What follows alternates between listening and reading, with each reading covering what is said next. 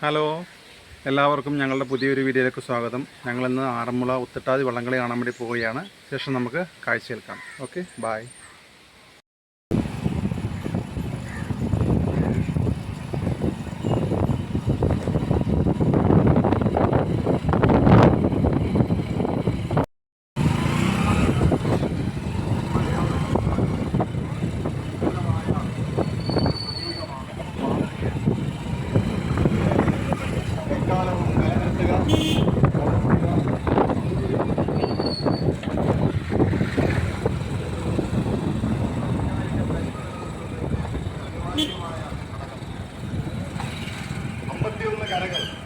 പത്തനംതിട്ട ജില്ലയിലും ആലപ്പുഴ ജില്ലയിലും വിവിധ താലൂക്കുകളിലായി വിവിധ പഞ്ചായത്തുകളിലായി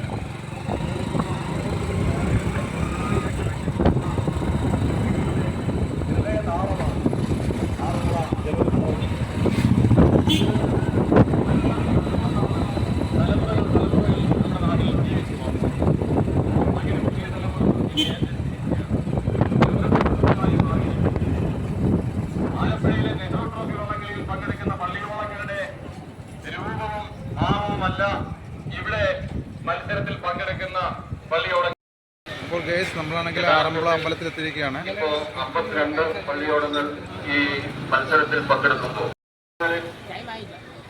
ഇന്നിപ്പോ 52 പള്ളിയോടങ്ങളാണുള്ളത്. അതിൽ തന്നെ ചില കരകളിൽ 3 വള്ളങ്ങൾ വരെ ഉണ്ടായിട്ടുണ്ട്. പണ്ട് പള്ളിയോട സേവാ സംഘത്തിന്റെ അവസ്ഥ